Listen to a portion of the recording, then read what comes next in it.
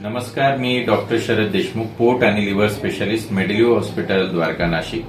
आज आपल्या समोर आहेत मिस्टर देविदास कापडनीस, जे यांचं वय 58 वर्ष आहे. माझ्याकडे 4 वर्षापासून ट्रीटमेंट घेतात आणि 4 वर्षापूर्वी ते कावीळसाठी माझ्याकडे ऍडमिट झाले होते.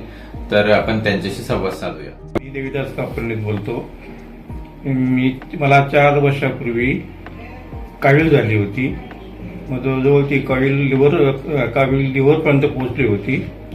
तर मला डॉक्टर साहेबांचे एक्सपिरियन्सने त्यांच्याकडे मी आलो 4 वर्षापूर्वी. त्यांनी माझे 15 दिवसामध्ये त्यांनी माझी कावीळ एकदम व्यवस्थित करून दिली. त्या दिवसापासून माझी ट्रीटमेंट त्यांच्याकडे फॉलोअप वगैरे सर्व कंटिन्यू चालू आहे. त्यानंतर कावीळ झालीच नाही. नमस्कार, मी संगीता कापडनीस.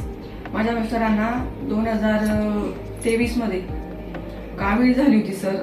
कावीळच्या पेशंटने म्हणजे आम्ही मालेगाव पण दाखवलं होतं, पण मालेगावला त्यांनी असं सांगितलं होतं की पोटात पाणी झालेलं आहे आणि त्यांना खूप म्हणजे रिकवर व्हायला खूप वेळ लागेल. तर सरांचं नाव आम्हाला सजेस्ट केलं गेलं आणि इथे आल्यावर आम्ही दसऱ्याच्या दिवशी ऍडमिट झालो होतो सर. त्या दिवशी पण सरांची योग्य ट्रीटमेंट आणि सरांचं म्हणजे योग्य हे सगळं ट्रीटमेंटमुळे लवकर माझ्या मिस्टरांना 8 दिवस ऍडमिट केलं होतं. आणि तेव्हा म्हणजे वाटत नव्हतं आम्हाला की माझे मिस्टर वाचतील बुवा असं. आणि सगळ्यांच्या आमच्या नातेवाईकांमध्ये पण आणि सगळ्यांमध्ये पण असं होऊन गेलं होतं की बुवा सर म्हणजे वाचणारच नाही बुवा. पण त्यांची योग्य ट्रीटमेंटमुळे ते 8 दिवसात रिकवर लवकर झाले आणि आम्हाला 8 दिवसानंतर डिस्चार्ज देण्यात आला. आणि 8 दिवसात डिस्चार्ज दिल्यानंतर दर महिन्याला फॉलोअपसाठी आम्ही रेग्युलर येत राहिलो. त्याच्यानंतर कावीळ पण नाही झाली दिसत त्यांना आणि व्यवस्थित ट्रीटमेंट चालू आहे.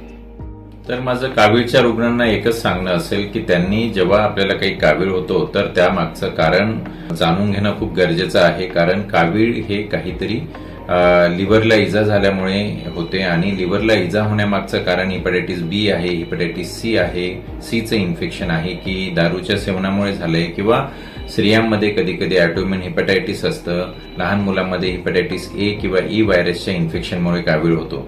तर आपण जर त्या कावीळचं कारण तपासणीमध्ये जाणून घेतलं आणि त्यानंतर त्याची योग्य ट्रीटमेंट करता येते आणि आपल्याला पेशंटला त्यातून रिकव्हर करता येतं.